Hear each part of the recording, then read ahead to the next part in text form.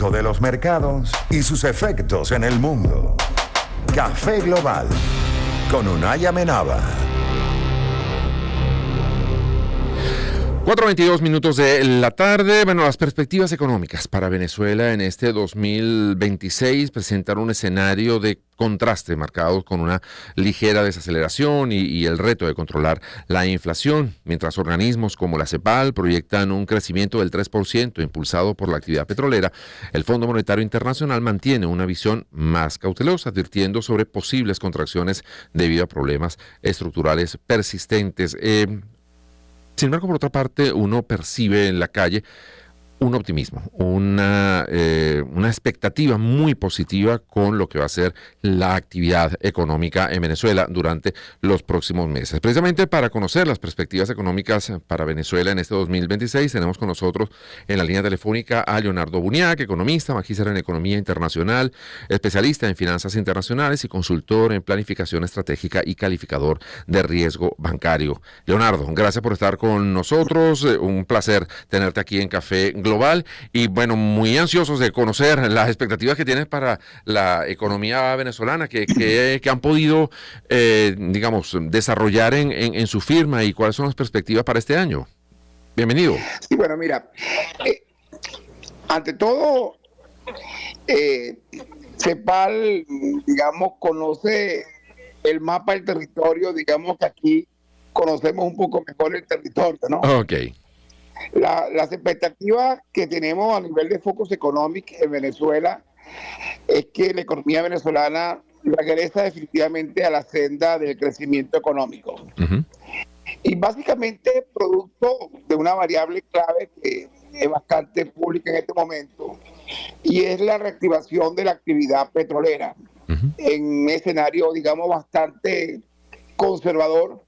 Se estima que el Producto Interno Bruto petrolero pueda crecer por encima del 17 y 18%, wow, impulsado básicamente por una producción de crudo que puede estar, en el caso más conservador, cercana a 1.2 millones de barriles al cierre de este año, y en un escenario más optimista, 1.4 aproximadamente.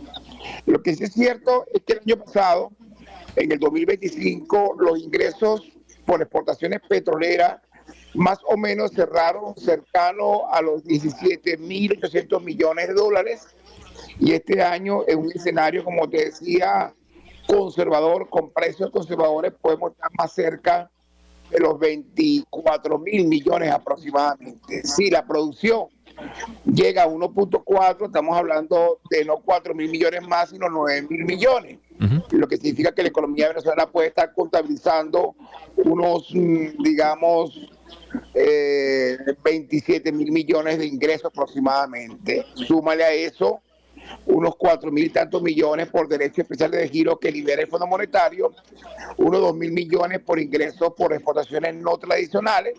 Eso te pone por encima de los 30.000 millones de ingresos. Eso significa, Unai, que la economía venezolana no va a crecer 3%. La economía venezolana, en el caso más conservador, va a crecer cerca del 10%, casi 2 dígitos. Wow. Pero en un escenario más optimista podemos crecer hasta 14%. ¿Todo esto contando con los precios actuales del petróleo o podríamos también prever algún cambio en el precio del petróleo? No, claro, obviamente habría que ver cómo va a actuar la OPEP frente a una mayor producción de Venezuela, que de todos modos sigue siendo pasar de 1 millón a 1.2, 1.3, no es una cifra tan importante. Pero estamos hablando de un precio que puede estar alrededor de $60 el barril este año. Que creo que para nosotros un incremento de 200.000, 300.000 barriles es mucho, para el mercado global es marginal prácticamente, ¿no? Es nada, pero sí. Lo importante es que sobre el ingreso petrolero hay un efecto producción en primer lugar, que es que vas a aumentar la producción. Uh-huh. Hay un efecto precio, de un precio que te va a remunerar bien, porque ya no vas a vender en descuento en el mercado internacional, vas a vender de forma directa. Y por otra parte hay un efecto comercialización. Uh-huh. y es básicamente que no tienes que ir a mercados secundarios, a mercados oscuros, a las famosas flotas fantasma. Es decir, que desde el punto de vista del efecto producción, el efecto precio y el efecto comercialización, en todos los escenarios vas a tener un aumento en el ingreso petrolero. Y pudiéramos pensar Pero incluso por también otra parte, en mayor transparencia en todos esos procesos, Leonardo. bueno, por Y que supuesto, eso evidentemente tiene hace que sea más una, eficiente, ¿no? sí, acuérdate que todo ese ingreso petrolero pasa ahora a una cuenta custodia gerenciada, gestionada por el Departamento de Estado, por el Departamento del Tesoro, y ahí obviamente a un fideicomiso en Qatar y se adjudica entonces en forma muy controlada y supervisada al Estado venezolano. Es decir, que la asignación de la divisa deberían tener, por supuesto, una asignación más de carácter productiva que financie importaciones de bienes de consumo, de bienes, digamos, de materia prima y productos semielaborados, que debería incidir positivamente en el crecimiento en la producción de productos no tradicionales. En todo caso, UNAI tiene un escenario bastante positivo de expansión de la demanda agregada interna.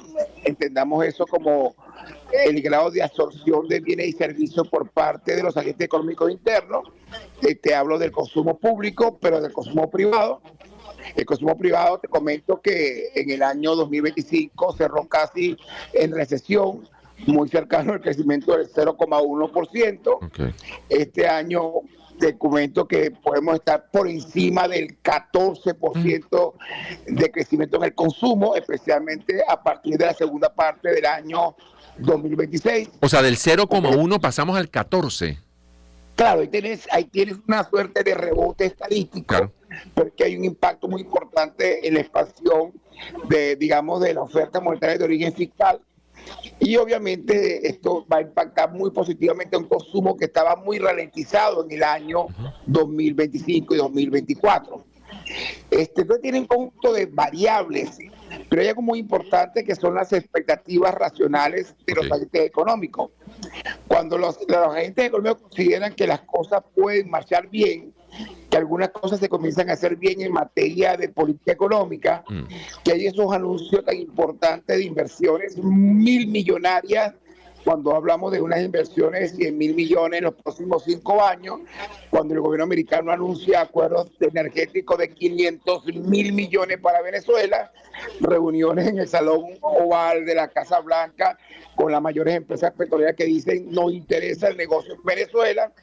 Todo esto comienza a mover las cosas, porque de alguna manera la gente interpreta aquellas inversiones que quiero hacer en Venezuela más adelante, mejor las hago ahora porque más adelante va a ser más costoso. claro, y eso acelera. Porque claro, tú nos hablabas del sector petrolero, pero en una economía como la nuestra, el sector petrolero termina jalando a los demás sectores del país, ¿no? Estoy pensando en producción agrícola, etcétera, ¿no?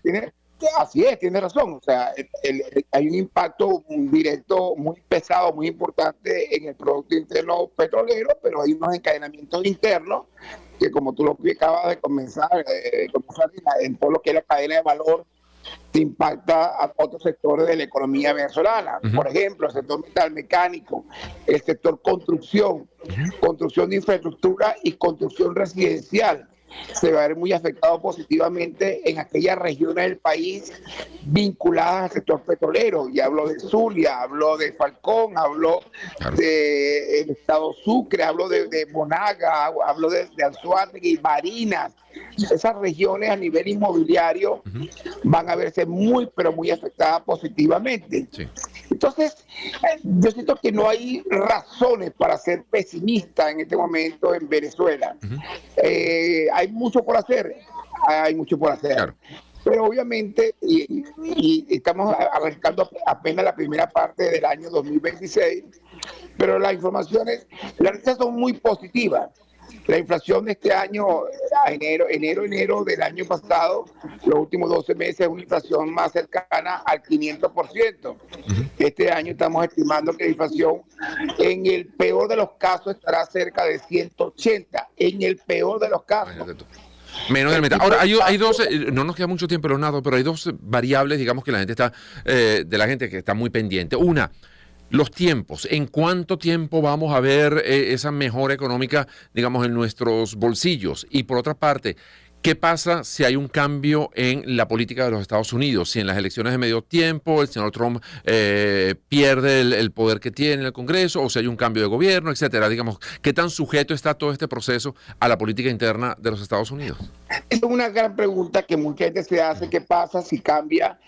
Aquí la gran pregunta que tendríamos que hacernos es si después que el sector energético norteamericano anuncia y dispone y pone sobre la mesa inversiones que este primer año serán de 25.000 millones, en los próximos repartidos entre 15 y 20 cada año para hablar de 100.000 millones, si un cambio de gobierno en el 2028 podría implicar un cambio en la política energética, cuando hay una realidad, y es que las empresas petroleras norteamericanas han iniciado un proceso muy, digamos, muy contundente de nearshoring y friendshoring. Es decir, ya la empresa petrolera norteamericana no produce ni compra petróleo en el Medio Oriente. Es decir, la estrategia básicamente es producir en mercados cercanos o mercados amigos. Sí. Entonces, obviamente, frente a esto, un cambio de estrategia luce complicado una vez que se produzca un crecimiento importante de las inversiones petroleras norteamericanas. Y en cuanto a los tiempos, ¿en qué tiempo se empieza a ver eso, digamos, en la calle? Estamos apenas arrancados, estamos hablando del primer trimestre del 2000, pero ya hay algunas cosas que se están viendo. Por ejemplo, el sector financiero. Hay expectativas enormes de que se pueda producir una reactivación ya mucho más interesante en el crédito bancario.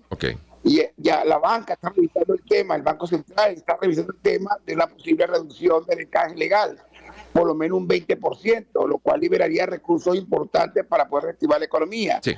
Hay 2.000 millones de dólares en depósitos que pueden colocarse en el mercado de crédito ya en este momento.